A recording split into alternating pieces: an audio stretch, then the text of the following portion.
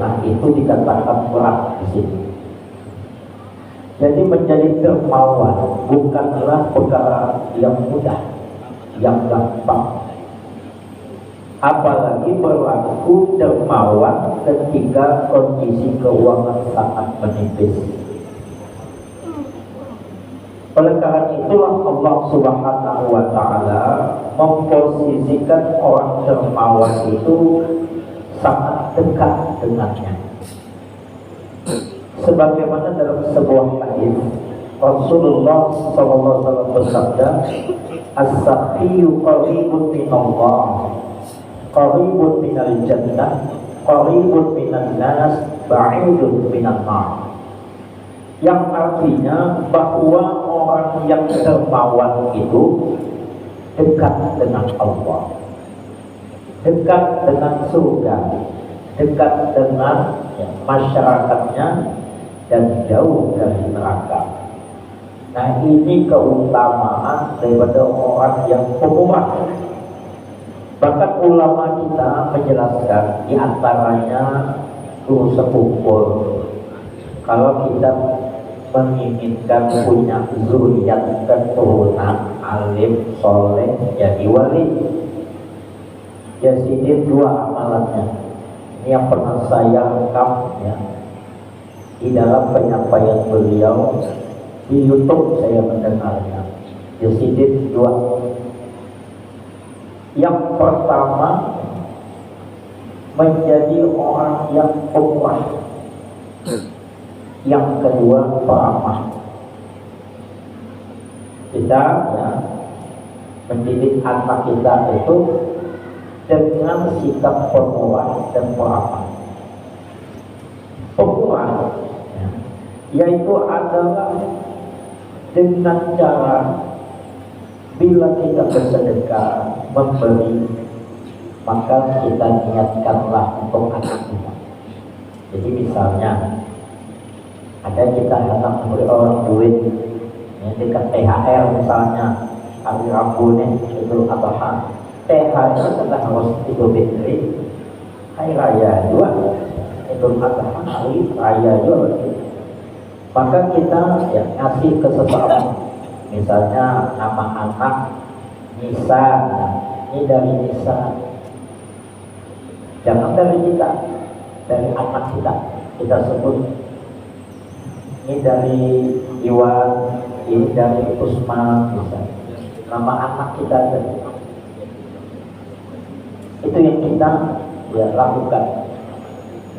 Yang pertama. Yang kedua, peramah. Di dalam mendidik anak hendaknya ramah. Tapi pemurah tadi itu. Yang kedua, peramah. Dalam mendidik anak, usahakan jangan pernah kesal dengan anak. Apalagi marah, kesal aja kan. Kayak apa aja kewilannya, jangan kesal. Belajarlah bila tidak menyenangkan yang dilakukannya, ingat dari Tuhan, innama amwalukum wa auladukum fitnah. Anak dan harta ujian. Anak dan harta ujian. Jadi sikap anak yang tidak menyenangkan ujian buat kita sebagai orang tuanya. Maka itu di dalam kitab yang berjudul Al-Ummu Madrasatul Ula, seorang habib ya, menulis mengatakan kalau menyuruh anak itu jangan sampai lebih daripada 3. Kalau kita hendak menyuruh, oh si Anom, tolong Anom nak kain, angkat kain ini anak hujan sekali. Oh nak dengarlah ya, angkat kain lah. Oh, hari tak hujan 2. Sudah 3 kali stop ya. Jangan ditambah. Kalau ditambah biasanya timbul kesal. Dan itu berbahaya bagi anak ya. Itu bahaya. Kenapa? Kalau sampai kita kesal karena ridho, ingat hadis Nabi, ridho Allah fi ridho walidayni wa suhtullah fi suhtul walidayni. Ridhonya Allah ada pada keridhaan kedua orang tua, murkanya Allah ada pada kemurkaan kedua orang tua. Kalau Allah murka, ini sudah pernah disampaikan di masjid ini, tapi lawas mungkin. Maka itu punya guru sepupu yang menisahkan bahwa guru Bangil Kiai Haji Syarwan Hamdan rahimahullah sidin ya, punya guru sepupu kada suah menyuruh anak sidin kecuali sekali dalam hidup. Coba sekali. Kalau mau menyuruh tadi si anak kada menggelinya, maka dianggap kada taat kepada orang tua.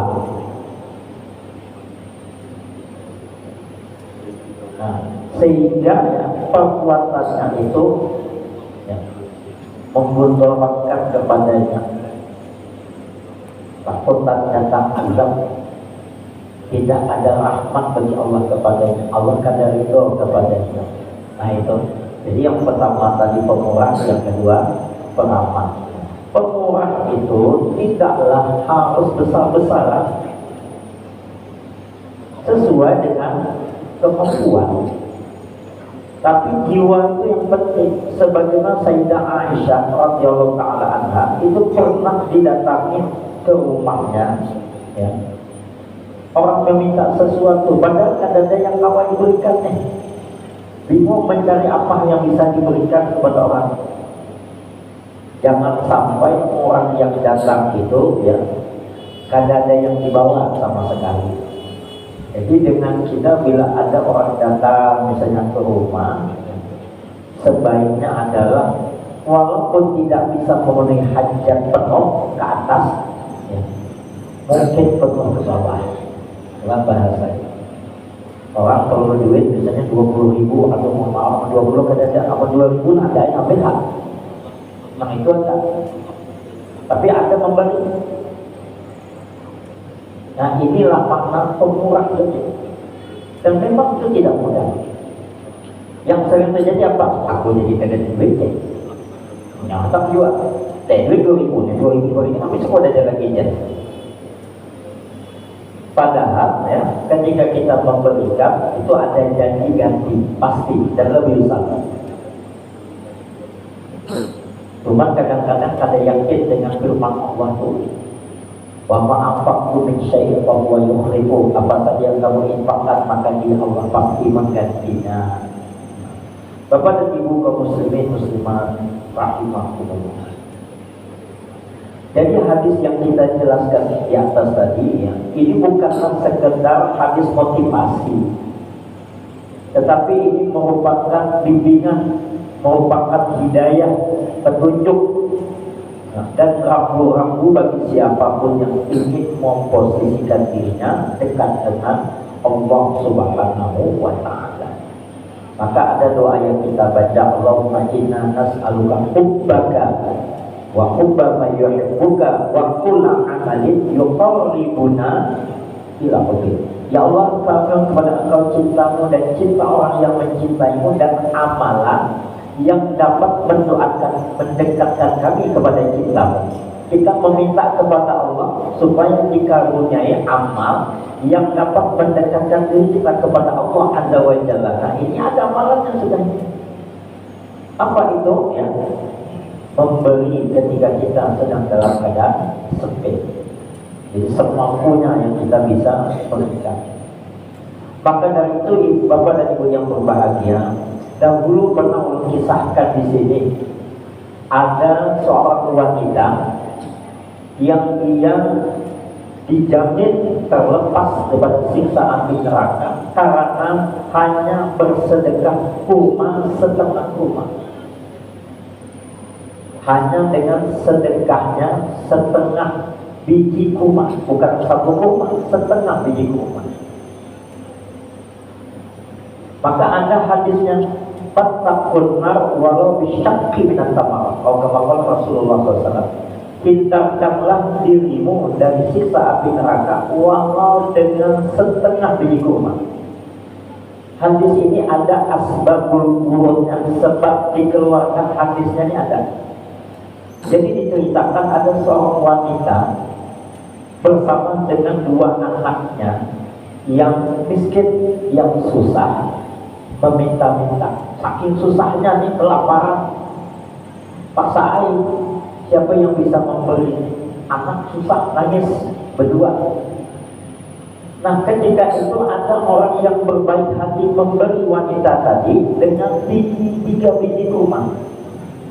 Dengan 3 biji kurma. Ini bertiga. Dikasih cuma sedekah 3 biji kurma. Maka ketika menerima tadi, si ibu tadi memberi 1 untuk anaknya yang pertama, 1 biji kurma untuk anaknya yang kedua, 1 untuk dirinya. Setelah dia sudah kasih untuk kedua anaknya, pas mau makan, anaknya melihat mukanya memelas, masih lapar, anaknya sebiji kurma. Maka si ibu tadi dengan senang hati memberikan bagi anaknya, dibagi 2, setengah untuk yang 1, setengah untuk yang satunya. Dengan sidik ada makan. Inilah ya, diceritakan kepada Nabi tentang wanita ini, maka Allah memberikan jaminan bagi wanita itu terlepas dari siksa api neraka. Kenapa? Sedekahnya tadi yang setengah untuk anaknya, yang satu bagi 2, sedekah ada makan, menahan lapar ya, karena untuk anaknya tadi. Padahal dia dalam keadaan sempit, ini lapar, tapi tetap mau berbagi. Maka itu ya, ada lagi hadis yang lain, ittaqullah walau bitaqwa. Hindarkanlah dirimu dari api neraka walaupun dengan sebiji kurma. Wallahu a'lam bishawab. Nah, ini ya keutamaan bagi orang yang al-jud fil usra, menjadi pemurah dan dermawan ketika kondisi sedang dalam keadaan sempit. Salah satunya adalah mendekatkan diri kita dengan Allah Subhanahu wa Ta'ala. Bapak dan Ibu yang berbahagia, kaum muslimin wal muslimat rahimakumullah. Yang ketiga, wal iffatu aymanul haram fil khalwah fi waqtil infirat 'anil nas. Al-iffah, iffah ini itu menghindarkan diri dari tindakan-tindakan yang diharamkan. Maka dikatakan ya, al-afif, yang disebut dengan al-afif, man yubashirul umur ala waqti syar'i wal muru'ah. Orang yang menyampaikan perkara-perkara yang menggembirakan untuk mengikuti syariat dan memelihara muru'ah. Artinya ya, orang yang iffah fil khulwah itu yang dia menjaga dirinya, menghindari dirinya dari tindakan yang haram, padahal ketika itu surangan pada orang.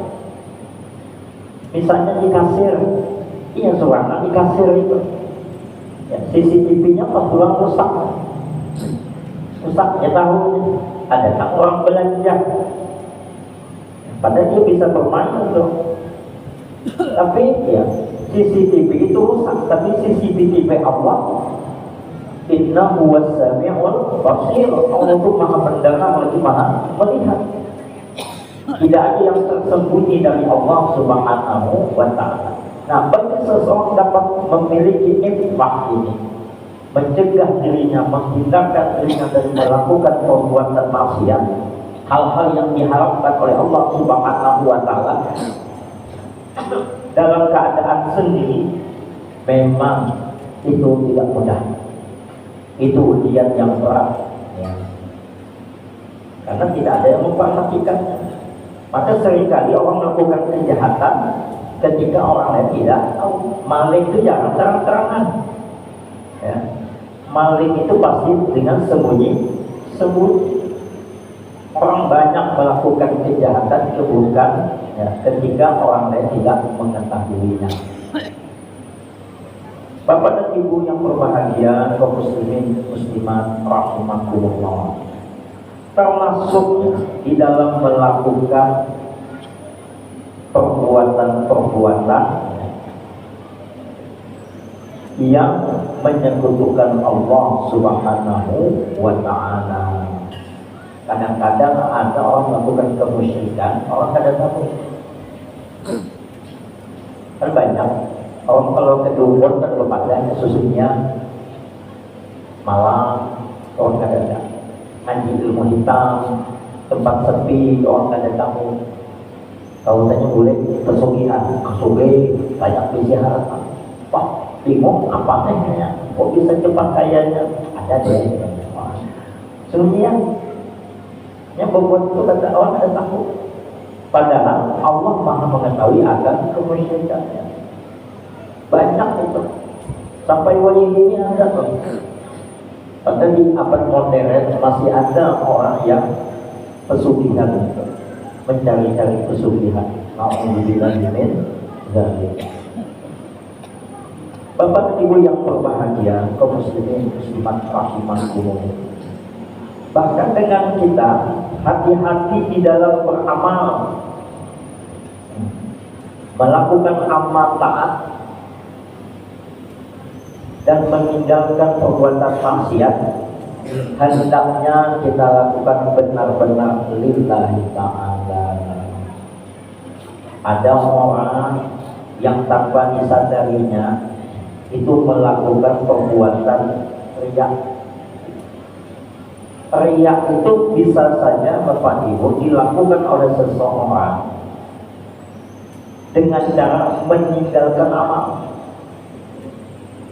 Sebagaimana dikatakan Ibnu Iyad, qaul Ibnu Iyad takul amali li ajli nasriya wal amalu li ajli syirkun. Jadi kata Ibnu Iyad bahwa bila seseorang tidak melakukan sesuatu karena manusia, maka itu riya. Dan barang siapa yang melakukan sesuatu karena manusia, maka itu syirik. Mauzubillah. Maka itu ulun pernah belajar tentang riya ketika masih kuliah di Mesir. Kami bedah buku, bedah kitab, judul kitabnya riya. Jadi definisi riya itu adalah al-amalu wa tarkul amali li ghairillah riya. Kalau ini kan tidak ada. Berbuat sesuatu atau meninggalkan sesuatu karena selain Allah, maka itu riya. Jadi kalau dengan kita berbuat sesuatu bukan karena Allah, dianggap riya. Beda dengan kita ayat. Dan bila meninggalkan sesuatu karena selain Allah, itu disebut dengan riya. Contoh, pian diberi orang tapi hanya untuk sholat.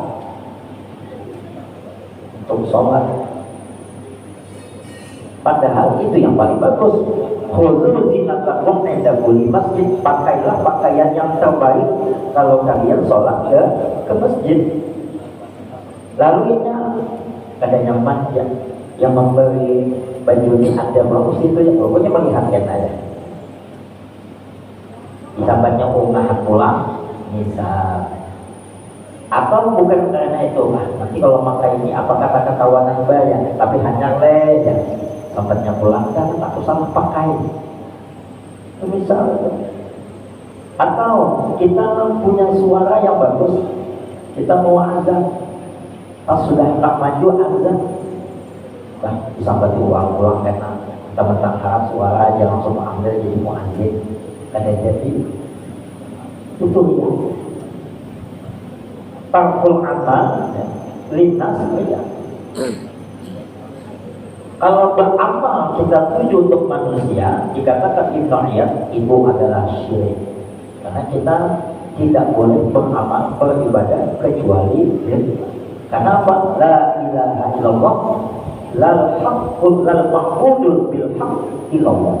Tidak ada yang diibadahi, yang dituju di dalam ibadah yang berhak, yang benar kecuali Allah. Maka kalau ada orang beribadah untuk selain Allah, berarti menyekutukan Allah. Ujar Ibnu Iyad. Nah, maka itu dengan kita hati-hati. Ya. Ini orang kada tahu perbuatan kita yang tidak diketahui orang, tetapi ya itu sesuatu yang membahayakan. Dan ini berat, ujian yang berat dalam beramal, karena orang tidak mengetahuinya. Wallahu a'lam bishawab. Bapak dan Ibu kaum muslimin wal muslimat rahimakumullah. Yang terakhir, yang keempat, yaitu adalah wa qaulul haqq liman yakhafuhu aw yarjuhu. Mengatakan perkataan yang hak di depan orang yang ditakuti atau yang diharapkan. Ini dikatakan ya, kesultan seperti pemimpin, raja, penguasa. Ayat doaku atau karena mengharapkan sesuatu dari orang itu dalam bentuk pemberian ataupun ya maaf, sehingga ya tidak berani mengatakan yang hak. Di dalam sebuah hadis dikatakan ya, Rasulullah SAW pernah mengatakan kepada Ummu Hani ketika pulang Mi'raj, kata Ummu Hani, ya Rasulullah, jangan dikisahkan dia melakukan perjalanan Isra dan Mi'raj ini, jangan, karena dia dituduh macam-macam, disakiti. Kada disini, aku walau kana murad, aku akan mengatakan yang hak walaupun itu pahit, walaupun itu pahit bagi yang mendengarnya. Maka ada istilah qulil haqqa walau kana murad, katakanlah yang hak walaupun itu pahit. Bapak dan Ibu yang berbahagia, kaum muslimin muslimat rahimakumullah.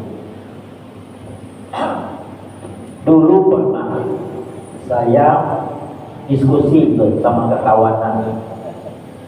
Jadi ada kawan yang dia dekat dengan ya, pemerintah, sebutlah pemerintah, penguasa di daerah tertentu.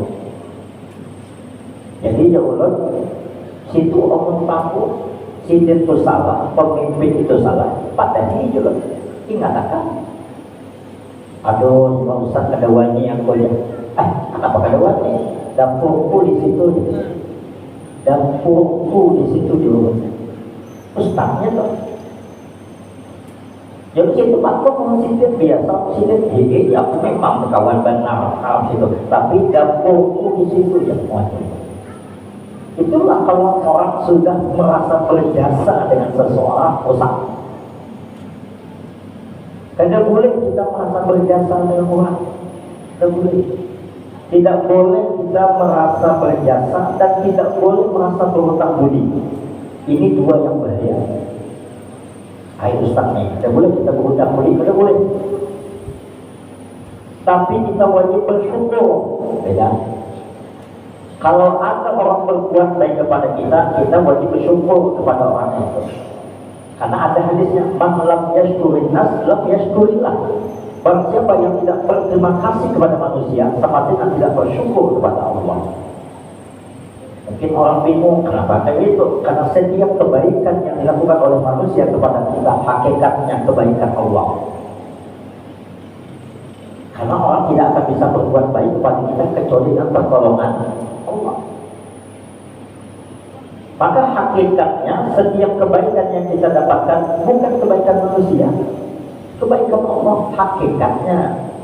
Tapi dalam adabnya, etikanya dalam syariat, bila siapapun yang berbuat baik kepada kita, kita wajib berterima kasih kepadanya. Tetapi kalau seandainya ada orang yang melakukan kemaksiatan, kemungkaran, kada boleh kita taati. La ta'ata li makhluqin fi maksiatil khaliq. Tidak boleh taat kepada makhluk bila bermaksiat kepada Sang Pencipta. Kalau kita mendapatkan kemungkaran, bila kita bisa melakukannya, maka kita cegah. Kita cegah. Walaupun mungkin ya akan berdampak kepada kita. Maka di dalam berdakwah itu ada tiga. Bila kita mendapatkan kemungkaran itu ada 3 kewajiban kita. Man ra'a minkum munkaran, 1, falyughayyirhu biyadihi. Kita ubah dengan kemampuan kita. Yang kedua, babilisani, dengan nasihat. Amun 3, bagi qalbi, dengan hati menolak apa yang dilakukan. Wa dzalika min adhamil iman. Tapi yang demikian itu menunjukkan kelemahan keimanan seseorang. Jadi paling lemah imannya. Kada wajib al-amru bil ma'ruf wan nahyu 'anil munkar. Maka itu kalau kita sudah berutang budi, merasa setiap kebaikan itu murni hanya dari seseorang itulah yang rusak. Kada ingat Allahnya. Lalu kalau seandainya kita tidak sesuai dengan orang yang berbuat baik dengan kita, kalau kok kayaknya kita mau lagi menolong, kada ingat bahwasanya semua pertolongan hakikatnya dari Allah. Setiap rezeki datangnya dari Allah. Tidak ada satu makhluk pun yang bisa memberikan rezeki kepada seseorang. Nahnu narzuqukum, kami yang memberikan rezeki kepada kalian. Nah, Bapak dan Ibu yang berbahagia, kaum muslimin wal muslimat rahimakumullah. Tapi kebanyakan orang ya, itu tidak sanggup untuk melakukan yang hak di depan orang yang ditakutinya atau yang diharapkannya. Sebagaimana diceritakan Nabi Musa alaihissalam, itu sempat terganggu mentalnya hadapi Fir'aun. Tapi ketika Allah menjanjikan pertolongan, maka dengan beranilah Nabi Musa datang menemui Fir'aun, didampingi adik beliau yaitu Nabi Harun alaihissalam. Kenapa Nabi Musa beratkan beliau? Ya, cadel kata kita. Karena waktu bayinya pernah masukkan bara api ke mulutnya ketika masih bayi, maka beban itu nalih, maka minta dikawal dengan saudara beliau. Nah, tetapi Allah Subhanahu wa taala yang membukakan hati, Rabbi shrah li sadri wa yassir li amri wahlul 'uqdatam min lisani yafqahu qawli. Itulah amalan yang Allah ajarkan kepada Nabi Musa alaihissalam, ya, untuk menyampaikan penyampaian amanah dari Allah Azza wa Jalla kepada Fir'aun.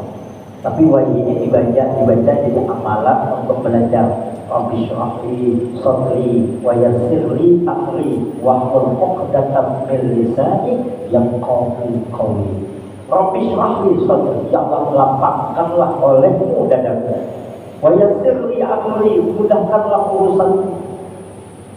Kemudian lancarkanlah lidahku, ya Allah, untuk berkata-kata sehingga orang bisa paham dengan apa yang kukatakan. Yang kamu Rabbi shrah li sadri wa yassir li wahlul 'uqdatam min lisani yafqahu qawli. Bapak dan Ibu kaum muslimin muslimat rahimakumullah. Inilah yang 4 hal yang dijelaskan oleh Imam Ali bin Abi Thalib radhiyallahu anhu, ya, yang berat, tetapi semuanya ini akan menjadi ringan bila mana kita senantiasa meminta pertolongan dari Allah Subhanahu wa ta'ala. Maka wa bihi nasta'inu ala umuri dunya wad din. Dalam segala urusan agama, dalam urusan dunia, kita diingatkan untuk senantiasa meminta tolong kepada Allah Subhanahu wa ta'ala. Wasta'inu bis-sabri was-shalah, innallaha ma'as-sabirin. Jadikanlah oleh kita sabar dan sholat sebagai penolong. Sesungguhnya Allah beserta orang-orang yang sabar. Bapak dan Ibu kaum muslimin wal muslimat rahimakumullah. Selanjutnya hikmah yang ke-asadisah wal salatun. Makalah yang ke-36. Bapak dan Ibu yang berbahagia, kaum muslimin muslimat rahimakumullah.